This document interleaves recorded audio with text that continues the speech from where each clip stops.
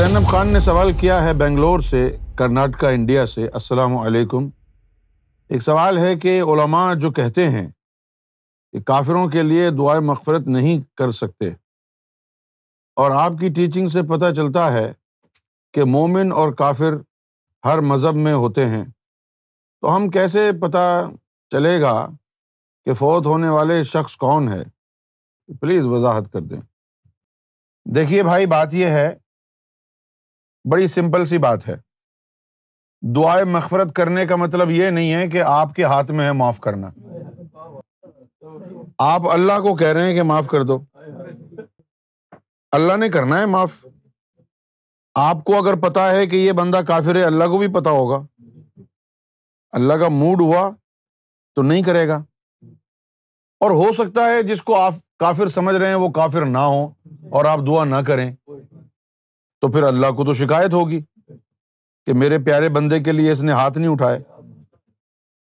لہٰذا safest option ہمارے پاس یہ ہے کہ جو بھی اس دنیا سے رخصت ہو اور ہمارے پاس ثبوت نہ ہو کہ یہ اللہ کو ماننے والا نہیں تھا یا تھا، اگر ثبوت نہیں ہے اس کے کفر کا، تو یا تو ہم اپنا ہی دین و ایمان چھوڑ کے اس کی تحقیق میں لگ جائیں، ساری زندگی اس کی کھنگالیں۔ اتنا فالتو ٹائم تو نہیں ہے ہمارے پاس، تو اللہ تعالیٰ کو بھیج دیتے ہیں دعا، اے اللہ اس کی مغفرت فرما دے، اللہ خود ہی فلٹر کر لے گا۔ اچھا، اب غلط بات جو ہمارے ہندوستان، پاکستان، بنگلہ دیش کے مسلمان کر رہے ہیں، وہ غلط بات یہ ہے کہ اگر کوئی غیر مسلم ہے تو اس کو کافر سمجھتے ہیں۔ بھائی، غیر مسلم ہونے کا مطلب یہ تو نہیں ہے کہ وہ کافر ہی ہوگا۔ کافر تو اس کو کہتے ہیں جو رب کو جھٹلاتا ہو، اور بھی تو مذاہب دنیا میں ہیں جو رب کو مانتے ہیں، ٹھیک ہے نا؟ اچھا، اور تو اور یہ ہندوستان میں، پنجاب میں جو گولڈن ٹیمپل ہے ہمارے سکھ بھائیوں کا، ہے نا، تو وہاں گولڈن ٹیمپل میں انہوں نے سورہ اخلاص لکھی ہوئی ہے، قل هو اللہ احد اللہ الصمد لم یلد ولم یولد ولم یکن لہ کفوا احد۔ تو اگر وہ گولڈن ٹیمپل میں سورہ اخلاص لکھی ہوئی ہے انہوں نے، تو پھر آپ ان کو کافر کیسے کہہ سکتے ہیں؟ نہیں کہہ سکتے نا، یہ غلط بات ہے۔ ہم تو اٹھاتے ہیں ہاتھ، ہم تو کہہ دیتے ہیں اے اللہ اس کی مغفرت فرما دے۔ اب آگے اللہ کی مرضی ہے، ہم تو دعا کر رہے ہیں، ویسے بھی اللہ کون سی ساری دعائیں قبول کرتا ہے ہماری۔ جب آپ کسی کے لیے دعائیں مغفرت کرتے ہیں نا، تو اس کا مطلب یہ ہوتا ہے کہ آپ کے دل میں اس کے لیے نرمی ہے۔ وہ بندہ اچھا ہوگا نا، تبھی آپ کے دل میں یہ خواہش ہے نا کہ اس کے لیے ہاتھ اٹھائیں۔ اگر کوئی برا ہوگا تو آپ کا دل ہی نہیں چاہے گا۔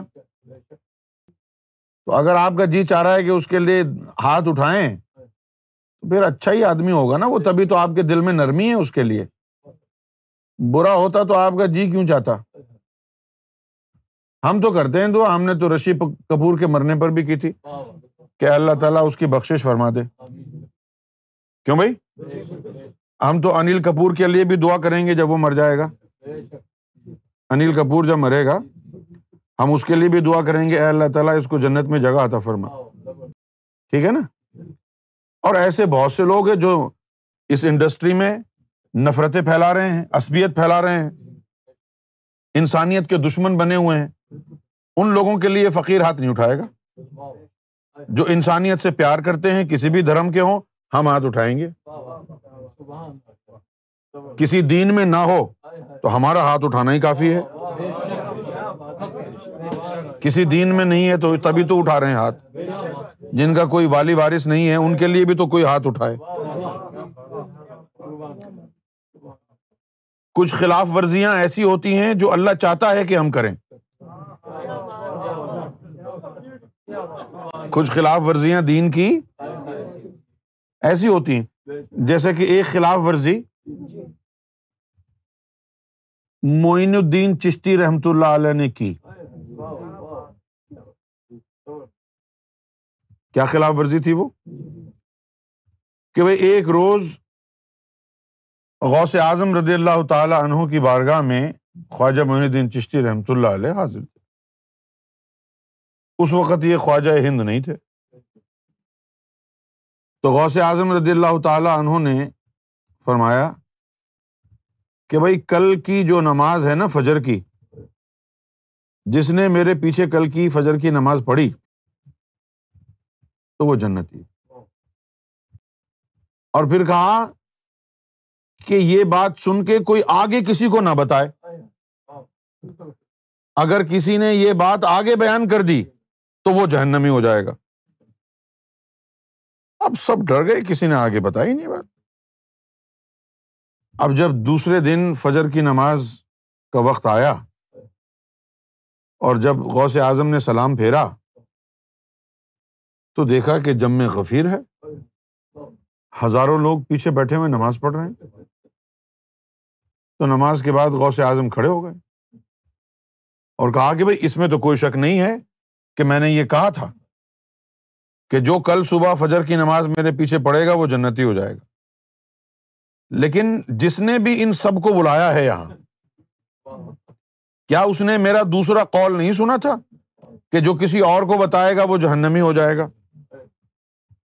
تو ایک شخص کھڑا ہو گیا بڑے ادب، بڑی عجز اور انکساری کے ساتھ، عرض کیا حضور میں نے لوگوں کو بتایا ہے میرا نام معین الدین ہے۔ اچھا تو تجھ نے سنا نہیں تھا دوسرا قول کہ بتانے والا جہنم میں جائے گا؟ تو معین الدین چشتی رحمۃ اللہ علیہ نے عرض کیا کہ میں نے جناب دوسرا قول بھی سنا تھا، تو پھر تو نے کیوں بتایا؟ تو انہوں نے کہا کہ میں نے یہ سوچا کہ ایک معین الدین چشتی ہی تو جہنمی ہوگا، میں سب کو بتا دیتا ہوں، اللہ کی اتنی مخلوق تو جنت میں چلی جائے گی میرے عوض۔ تو میں نے سوچا کہ یہ جو سودا ہے یہ مہنگا نہیں ہے، بڑا سستا ہے۔ تو غوث اعظم اس ادا سے بڑے خوش ہوئے اور آپ نے ہی ان کو خطاب دیا، ہند کا خواجہ۔ تو کبھی کبھی ایسے بھی ہوتا ہے، جیسے کہ عالم غیب کے راز تھے وہ ہم نے سنے، سرکار کی بارگاہ سے سنے۔ سرکار نے مجھے تو نہیں کہا کہ نہ بتانا کسی کو، اور لوگوں کو کہا نہ بتانا، مجھے نہیں کہا۔ لیکن اگر سرکار منع فرما دیتے کہ نہ بتاؤ تو کیا میں چپ رہتا؟ خاص طور پر جب یہ فرمایا ہو کہ بھئی ہمارا اپنا جہان ہے، اس کا نام ریاض الجنہ ہے، ہماری مرضی ایک کو لے جائیں، ہماری مرضی کروڑوں کو لے جائیں، ہے نا؟ اب جب ان کی ہی مرضی ہے ایک کو لے جائیں یا کروڑوں کو لے جائیں، وہی نے انہوں نے لے کے جانا ہے نا، ایک کو بھی اور کروڑوں کو بھی۔ جو میں سمجھا ہوں اس سے بات وہ کچھ اور ہے۔ میں کیا سمجھا ہوں؟ ایک کو لے جائیں یا کروڑوں کو لے جائیں، تو وہ جس ایک کو لے جانے کی بات کر رہے ہیں اس کو اشارہ دے رہے ہیں کہ اگر تو نے کروڑوں کو بتا دیا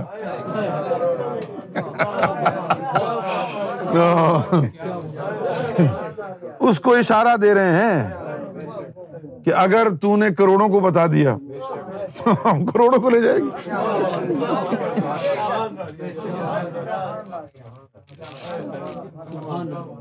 ہماری مرضی ایک کو لے جائیں کروڑوں کو، تو اب ضرورت تو ہے نا کہ کروڑوں کو پتا تو ہو کہ کوئی ڈیسٹینیشن ہے، جستجو تو کریں، آگے پھر مالکوں کی مرضی ہے۔ جسے چاہا در پہ بلا لیا، جسے چاہا اپنا بنا لیا، یہ بڑے کرم کے ہیں فیصلے، یہ بڑے نصیب کی بات ہے۔ نہ کہیں سے دور ہے منزلیں نہ کوئی قریب کی بات ہے۔